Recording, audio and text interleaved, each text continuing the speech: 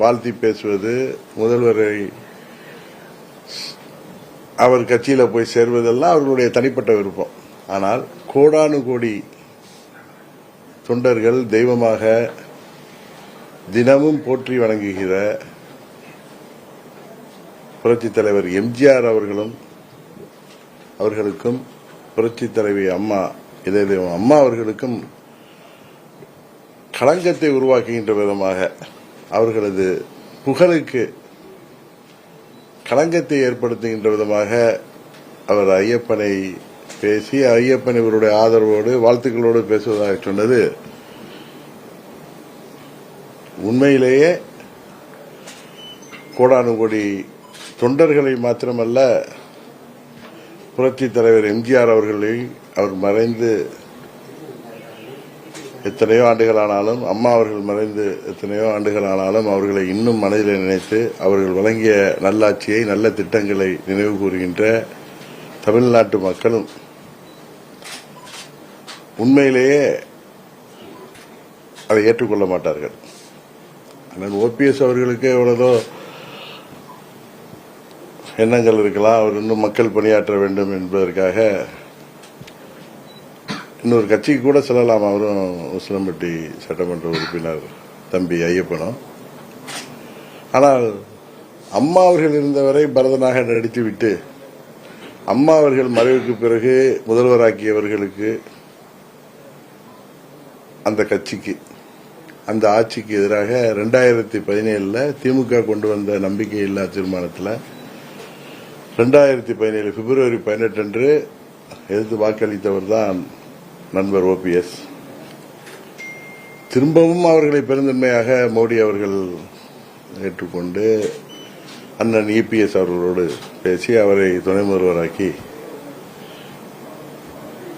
அம்மா அவர்களும் புரட்சித் தலைவரால் உருவாக்கப்பட்டு அம்மா அவர்களால் கட்டி காக்கப்பட்ட அந்த இயக்கத்தில் இன்றைக்கு சொல்கிறார் பொதுச் செயலாளர் பதவி முக்கியம், இந்த எல்லா தேர்தலும் பொதுச் செயலாளர் பதவியை தலைவர் காலத்தில் இருந்த மாதிரி சட்டத்திட்ட விதிப்படி தொண்டர்கள் தான் தேர்வு செய்யணுங்கிறது. ஆனால் முதலாக அவர் ஒருங்கிணைப்பாளராக தேர்ந்தெடுக்கப்பட்ட பொழுது எப்படி சட்டத்திட்டங்கள் உருவாக்கினார் அவர் என்பது எல்லோருக்கும் தெரியும். என்ன ஒன்று தெரிகிறது என்றால், நண்பர் ஓபிஎஸ் அவர்கள் தனக்கு பதவி வேண்டும் என்பதற்காக எதையும் செய்ய துணிந்து விட்டார் என்பது உண்மையிலேயே வருத்தம் தருகிறது. ஏன்னா 99 எனக்கு அவரை நன்றாக தெரியும். அவர் திமுக முதலமைச்சரை வாழ்த்தி பேசலாம், அவரை போய் சந்தித்து நலம் விசாரிக்கலாம். 2017 பிப்ரவரி மாதம் 5ஆம் தேதி அவரை பதவியிலிருந்து இறக்கியது ஒரு நியாயமான நடவடிக்கை என்பதை இன்றைக்கு தமிழ்நாட்டு மக்கள் புரிந்து கொள்வார்கள். ஏன்னா அவர் திமுக போய் சேரட்டும், அங்க அவர் பதவிக்கு வரலாம், வர முடியாமல் போலாம், அதெல்லாம் மக்கள் தீர்மானிப்பார்கள். ஆனால் புரட்சி தலைவருக்கும் அம்மா அவர்களுக்கும் களங்கம் விளைவிக்கின்ற விதமாக, அவர்களுடைய புகழுக்கு களங்கம் விளைவிக்கின்ற விதமாக அவர்கள் செயல்பாடு உண்மையிலே யாராலும் மன்னிக்க முடியாதது. இன்றைக்கும் உப்பை தின்றவர்கள் தண்ணீர் குடித்துதான் ஆகணும். அதற்கான பதிலை அவர்கள் சொல்லித்தான் ஆக வேண்டும் மக்கள் மன்றத்தில். அதை விட இன்னொரு சிறப்பு என்னன்னா, அங்க துரியோதன கும்பல் மாதிரி இவங்க 2 பேரும் பேசியதை ரசித்து, புன்முறுவலோடு ரசித்து, கைதட்டி ரசித்த அந்த துரியோதன கும்பலை பார்த்தது எனக்கு மார்ச் 25 1989 ஞாபகம் வந்தது. அம்மா அவர்களை அன்றைக்கு அவர்கள் எப்படியெல்லாம் அவமானப்படுத்தினார்களோ, இன்றைக்கு அந்த கும்பல் கைதட்டி அதை ரசித்தது, புன்முறுவிட்டு ரசித்தது, அதற்கு ஏற்ப இவர்கள் நடந்து கொண்டது அம்மா அவர்களுக்கு, புரட்சி தலைவருக்கு இதைவிட ஒரு தீங்கு யாரும் இழைக்க முடியாது என்கிற அளவிற்கு அவர்கள் செயல்பாடு இருந்ததாகத்தான் நாங்கள் பார்க்கிறோம். அவர்கள் திமுகவுக்கு செல்வதிலோ இல்லது அவருக்கு திமுக ஆதரவாக இருப்பதிலோ அது அவர்கள் தனிப்பட்ட விருப்பம். ஆனால் எனக்கு என்ன திருப்தியா இருந்துச்சுன்னா, பிப்ரவரி 5, 2017 அன்று அவரிடம் அந்த கடிதம் பெற்றது எவ்வளவு சரியான செயல் என்பதை நான் உண்மையிலேயே பெருமிதமாக கருதுகிறேன். அவர்களுக்கு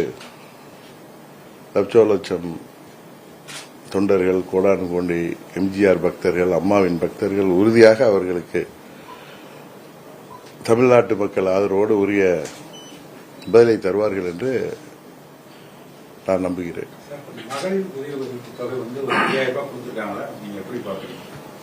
5000 இல்ல 50,000 கொடுத்தாலும் இந்த ஊழல் ஆட்சி, மக்கள் விரோத ஆட்சி, அனைத்து தரப்பு மக்களும், அது பொதுமக்கள்லேருந்து விவசாயிகள், அரசு ஊழியர்கள், ஆசிரியர்கள், மின்சாரத்துறை ஊழியர்கள், போக்குவரத்து துறை ஊழியர்கள், பால்வாடி ஊழியர்கள், பகுதி நேர ஆசிரியர்கள், இளைஞர்கள், மாணவர்கள், அனைத்து தரப்பினருக்கும் கொடுத்த வாக்குறுதிகளை எல்லாம் நிறைவேற்றாமல் மக்களை ஏமாற்றிக் கொண்டிருப்பவர்கள் எப்படியாவது பணநாயகத்தை நம்பி பணபலத்தால் இந்த தேர்தலில் வெற்றி பெற்று விடலாம் என்று நினைத்துக் கொண்டிருந்தவர்கள் தேசிய ஜனநாயக கூட்டணி முழுமை பெற்றவுடன் அம்மாவின் தொண்டர்கள் ஓரணியில் திரண்ட பிறகு உண்மையிலேயே அவர்கள் அச்சமுற்றிருக்கிறார்கள் என்பதாக அவர்களுடைய செயல்பாட்டில் தெரியுது. அதனாலதான் அவசர கதியில 3 மாதங்களுக்கு 3000 கோடை கால சிறப்பு ரீதியாக எல்லாம் பணம் கொடுத்திருக்காங்க. இதுல என்ன ஒரு பெரிய வருத்தத்தக்க நிகழ்வுன்னா, உங்களுக்கு எல்லாம் தெரியும், நமது ஆதி திராவிட மக்கள் மற்றும் எஸ்டி பிரிவு மக்களுக்கான அந்த அவர்களுக்கு வளர்ச்சி நிதியில 11,000 கோடிக்கு மேல் நிதியை இதற்காக மடைமாற்றம் செய்திருப்பதாக வருகின்ற தகவல்கள் இன்னும் வேதனை அளிக்கிறது. அவங்க 50,000 வீட்டுக்கு 1 லட்சம் கொடுத்தாலும் இந்த தேர்தலில் திமுக உறுதியாக தமிழ்நாட்டு மக்களால் உறுதியாக தோற்கடிக்கப்படும். அந்த பயத்தில் தான் போச்சர்ஸ் மாதிரி சில கட்சிகள் எல்லாம் பிடிச்சிருக்காங்க. அதை சில பேர் ஊடகங்களில் பார்க்கிற அது பெரிய ராஜதந்திரமாக பேசுகிறார்கள். அதெல்லாம்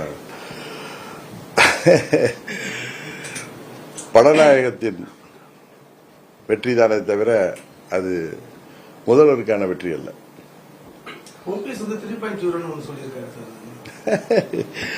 1.0 தர்ம யுத்தம் நடத்தினாரு. தர்ம யுத்தத்தை தர்மர் நடத்தணும் இல்ல? அண்ணன் ஓபிஎஸ் அண்ணனை தர்மராக நினைச்சு கொண்டு அன்றைக்கு ஆரம்பித்த ஆட்டம் 2.0 அதெல்லாம் என்ன சொல்லுவாரு அவரு கேக்கிட்டா, அது பெரியவர் குருமூர்த்தி சொல்லிதான் நான் பண்ணேன்னு சொல்றாரு. சுயபுத்தி இருக்காதான்னு தெரியல. 2.0 அன்றைக்கு சொன்னார். தர்மயுத்தம் 2.0 நான் நமது முன்னாள் அமைச்சர் வைத்தியலிங்கம் அவர்களும் சகோதரர் மனோஜ் பாண்டியன் அவர்கள் சொல்லிதான் ஆரம்பிச்சேன். இப்ப 3.0 யார் சொல்லி ஆரம்பித்தார் என்று தெரியவில்லை. இது அவருக்கு உண்மையிலேயே இது நல்ல பாடத்தை புகட்டும். ஏன்னா தர்ம யுத்தத்தை தர்மம் நடத்தணும், அதர்மவாதிகள் நடத்தினா அது அதர்மத்தில் தான் அவர்களுக்கு முடியும். அதாவது போய் முடியுது, எங்க போய் சேர்றாங்க? துரியோதன கூட்டத்தில் போய் சேர்றாங்க. அதான் உண்மை. சார், நீங்க மாநில அரசியல் இருப்பீங்களா, மத்திய அரசு தேசிய பாராளுமன்ற தேர்தல் ராஜ்யசபா அங்க ராஜ்யசபா போட்டிடுங்களா இல்ல சட்டசபையில போட்டிடுங்க? நான் உங்கள்கிட்ட சொல்லிட்டேன், சட்டசபை தேர்தலில் நான் போட்டியிடவில்லை. ராஜ்யசபா உறுப்பினர் பதவிக்கும் நான் கேட்கவில்லைன்னு சொல்லிட்டேன். ஏதோ ஊடகத்தில் ஏதோ செய்திகள்லாம் வருது, நான் கேட்கவும் இல்லை. யூகத்துக்கெல்லாம் நம்ம பதில் சொல்ல முடியாது. நாங்கள் அதற்காக தேசிய ஜனநாயக கூட்டணியில் அங்கம் வகிக்கிற பாஜக கூட்டணியில் நாங்கள் மீண்டும் இணைந்திருக்கிறோம். நான் பாஜக தலைவர்கள்ட்ட திமுகவை வீழ்த்த அம்மாவின் தொண்டர்கள் ஓர் அடியில் இணையணுங்கிறது தான் டெல்லியில் உள்ள பாஜக தலைவர்களின் விருப்பம். அதற்கு 21 நான் நட்புக்கரம் நீட்டினேன். அப்பொழுது முடியாமல் போனது, இப்பொழுது அது நிறைவேறியிருக்கிறது. அம்மாவின் தொண்டர்கள் 99.9% ஓர் அடியில் இணைந்து எங்களுக்குள் இருந்த மனமாச்சரியங்கள் எல்லாம் மறந்துவிட்டு அம்மாவின் ஆட்சி கொண்டு வர வேண்டும், தேசிய ஜனநாயக கூட்டணி ஆட்சி தமிழ்நாட்டில் அமைய வேண்டும் என்பதற்காக எல்லாம் ஒன்றிணைந்திருக்கிறோம். உங்களுக்கு தெரியும், யாரோ ஒரு சிலர் தங்களுக்கு பதவி இல்லை, வீட்டில் தூங்கிட்டு இருந்தவங்க எல்லாம் அம்மாவின் ஆட்சி வரணும், அம்மாவின் கட்சி ஒன்றிணைப்பேன் என்று சொல்லியவர்களாம் இன்றைக்கு திடீர்னு கிளம்பி டம்மி வேட்பாளர்களை எல்லாம் நிறுத்துவதற்கும், இன்னும் சில பேர் போய் டம்மி அவர்களுக்கு அம்மாவின் தொண்டர்கள் நாங்கள் உறுதியாக இந்த தேர்தலில் பாடம் புகட்டுவோம். சீப்பை ஒழிச்சிட்டா கல்யாணத்தை நிறுத்திடலான்னு சில பேர் நினைக்கிறாங்க. அது உறுதியாக நடக்காது. கூட்டம்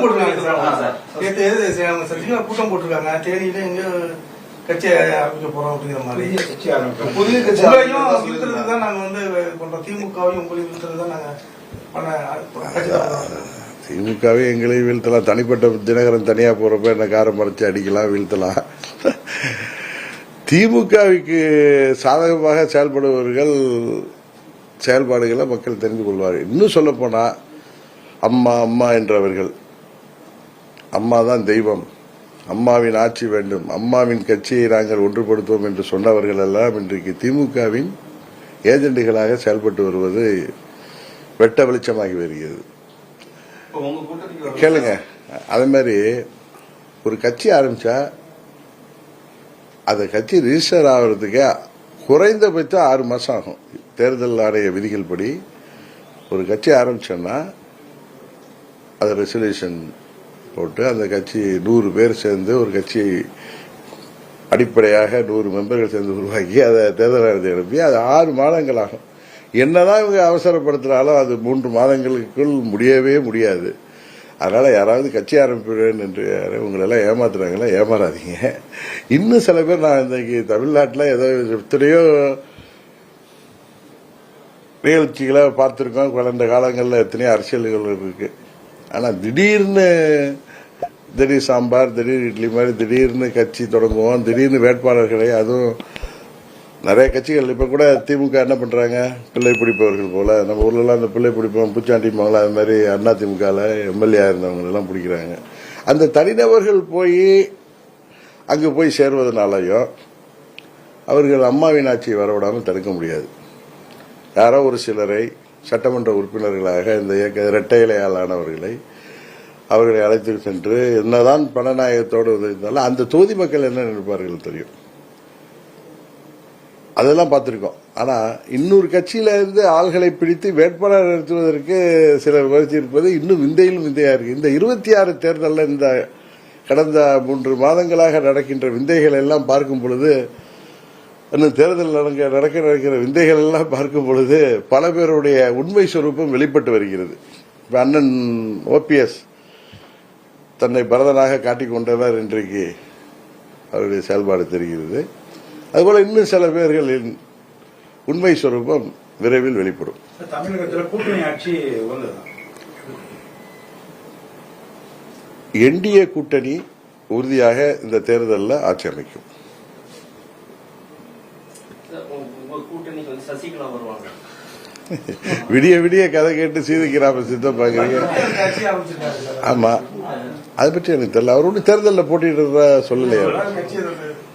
அது தெரியல. நீங்க அவர்கிட்ட பெரியவர்கிட்ட தான் கேட்கணும். இன்னும் தொகுதி பங்கீடு பற்றி இந்த பேச்சுவார்த்தையை ஆரம்பிக்கல. நீங்களாதான் தொலைக்காட்சியில் 6, 5, 4 அந்த ஒரு இல்ல எங்க கட்சியில தகுதியான வேட்பாளர்களுக்கு கௌரவமான முறையில் எங்க கூட்டணியில சீட்டுகள் பெற்று அவர்கள் வேட்பாளராக நின்று குக்கர் சின்னத்தில் போட்டியிட்டு உறுதியாக நாங்கள் வெற்றி பெறுவோம். இந்த தேர்தலில் இதற்கு முன்பு நான் தனியாக சட்டமன்றம் சென்றேன். இந்த எங்கள் கட்சியை சேர்ந்த நிர்வாகிகள் தகுதியான வேட்பாளர்கள் சட்டமன்றத்திற்கு சட்டமன்ற உறுப்பினர்களாக செல்வார்கள்.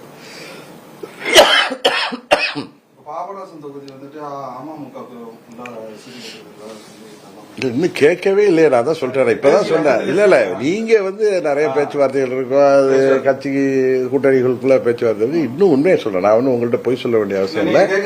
நான் மாண்புமிகு உள்துறை அமைச்சர் அவர்களை சந்தித்து, நான் பிஜேபி கூட்டணியில் இருக்கேன். என்டிஏ கூட்டணியில் இருந்தாலும் அண்ணா திமுகவோட கூட்டணியில் இருந்தாலும் நான் பிஜேபி முக்கிய தலைவர்களை சந்தித்து, அது குறிப்பாக மாண்புமிகு உள்துறை அமைச்சர் அமித்ஷா அவர்கள் தான் தமிழ்நாட்டில் இந்த மக்கள் விரோத கஞ்சா புகழ் திமுக ஆட்சியை, ஊழல் பெருக்கெடுத்து ஓடுகின்ற திமுக ஆட்சியை முடிவுக்கு கொண்டு வருவதற்கு கடுமையான முயற்சியில் இருக்கிறாரு. அவருக்கு அவருடைய கரத்தை வலுப்படுத்துகின்ற விதமாக தான் நாங்கள் எல்லாம் ஒன்றிணைந்திருக்கோம். ஏன்னா எங்களுடைய தொகுதி எந்தெந்த தொகுதி என்பதெல்லாம் நான் அவரோட கேட்டுதான் அவர் மூலம் தான் பெற்றுள்ளேன். வட மாநிலத்திலிருந்து வரவங்க தான் கஞ்சா பொருளாம் விற்கிறாங்கன்னு சொல்லி திமுக குற்றச்சாட்டு வச்சிருக்காங்க. இவங்க போய் டெல்லியில இருந்து பேசுறாங்க. வட மாநிலத்தை சேர்ந்தவர்கள் எப்படி கஞ்சா எப்படி உள்ளார வருது, நீங்க உங்க காவல்துறையில என்ன பண்ணுது? இன்னைக்கு தான் தொலைக்காட்சியில கூட பார்த்த ஒரு காவல்துறை அதிகாரிய டெண்டருக்கெல்லாம் ரெக்கமெண்டேஷனுக்கு போய் ஏஜெண்டா செயல்படுற மாதிரி காவல்துறையை சேர்ந்த காவலர்களே கஞ்சா விற்கிறாங்க. எவ்வளவு கேவலமா போயிட்டு இருக்கு இந்த ஆட்சி. வெளிநாட்டிலேருந்து வந்து இங்க குண்டு வைக்கிறாங்கன்னு சொல்ற மாதிரி தீவிரவாதிகள் வெளிநாட்டிலேருந்து பாகிஸ்தான்லேருந்து வந்து இங்க குண்டு வைக்கிறாங்கன்னு சொன்னா எப்படி ஒரு ஆட்சியாளர்களுக்கு அது அழகா? அது போல இது போல பேசுபவர்கள் எல்லாம் மக்கள் பார்த்து கொண்டுதான் இருக்கிறாங்க. திமுக லேடியா மோடியான அம்மா கேட்டாங்க. அப்படி இருக்கிற இல்லங்க, திமுகவிற்கு போனவங்களை நான் விரோதின்னு சொல்லல. அது அவர் தனிப்பட்ட விருப்பம். ஆனா அம்மாவும் தலைவரும் அவர்களின் ஆத்மா அவர்களோட ஆட்சியோடு திமுக ஆட்சி அமைக்குன்னு சொல்றத எந்த ஒரு அம்மாவின் தொண்டரோ புரட்சி தலைவரின் தொண்டரோ யாரும் ஏற்றுக்கொள்ள மாட்டார்கள். ஏன்னா புரட்சி தலைவர் கட்சி ஆரம்பிச்சதே திமுகவை தீய சக்தின்னு சொல்லி அதற்காக தான் அவர் கட்சி ஆரம்பித்து 15 ஆண்டுகள் தொடர்ந்து அவர் வாழ்நாள் முழுவதும் திமுக ஆட்சி பொறுப்புக்கு வரவிடாமல் செய்தார். அதற்கப்புறம் கட்சி பிரிந்திருந்ததனால் 2 ஆண்டுகள் திமுக ஆட்சியில் இருந்தது. திருப்பி அம்மா அவர்கள் தலைமையேற்று கிட்டத்தட்ட 30 ஆண்டுகள் 29 ஆண்டுகள் திமுகவை பலமாக எதிர்த்தவர். அவர் ஊட்டிய அம்மா அவர்கள் எங்க டிஎன்ஏலே திமுக எதிர்ப்பதான் ஊட்டி வளர்த்தார்கள். அதனால அதை வேண்டாம் என்று உறிஞ்சி தள்ளிட்டு வேற கட்சிக்கு பதவிக்காக செல்வது தனிப்பட்ட விருப்பம். அது யாரும் வேண்டாம் எந்த கட்சிக்கு வேணாலும் செல்லலாம். அது அவர்களுடைய சுய விருப்பம். அம்மாவோட படத்தை பையில வச்சிருந்தாங்க, வீட்டுல போட்டோவை மாட்டிருந்தாங்களா, அதெல்லாம் கழட்டி வைக்கிறாங்கன்னா அவங்களுடைய மனநிலை அவர்களுடைய சுவாபம் எல்லாம் எல்லாருக்கும் தெரியும். ஆனா புரட்சி தலைவர் ஆத்மா அவர்களும் அம்மாவின் ஆட்சியோடு திமுக ஆட்சி அமைக்குன்னு பேசினதை எந்த ஒரு அம்மாவின் தொண்டரும் ஈவன் தமிழ்நாட்டு மக்கள் கூட அதை ஏற்றுக்கொள்ள மாட்டார்கள். அதுதான் எங்களுக்கு வருத்தம் அளிக்கிறது. அது எங்கள் தொண்டர்களை கொந்தளிக்க வைத்திருக்கிறது. உறுதியாக இந்த தேர்தலில் அது பிரதிபலிக்கும் என்று சொல்கிறோம்.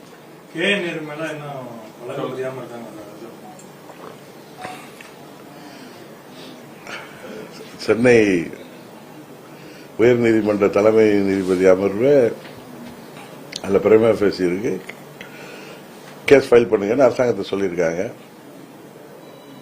அரசாங்கம் அதை ஃபைல் பண்ணும். ஏன்னா அதுல வர்றது பார்த்தா நிறைய திமுகவின் முதல் குடும்பத்தை சேர்ந்தவர்களுக்கே அதுல தொடர்பு இருக்கிறதெல்லாம் செய்திகள் வருது. அதனால அவர்கள் நேர்வை பாதுகாக்கத்தான் நினைப்பார்கள். பார்ப்போம். அது தேமுதிக அவர்களுடைய நிலைப்பாடு, அவர்கள் செல்கிறார்கள். அதை பத்தி நாங்க என்ன சொல்ல முடியும்? அது எனக்கு தெரியாது. அது தேமுதிகவுடைய நிலைப்பாடு. அதை பற்றி கருத்து சொல்வது நாகரிகமாக இருக்காது என்று நினைக்கிறேன்.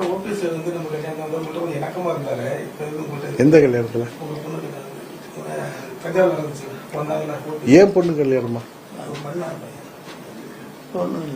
வைத்திலிங்கம் வீட்டு கல்யாணத்துக்கா? எனக்கு ஒரே மகள் தான். அது கல்யாணம் நினைச்சு நான் எந்த மற்ற கட்சி தலைவர்களை நான் கூப்பிடவே இல்லை.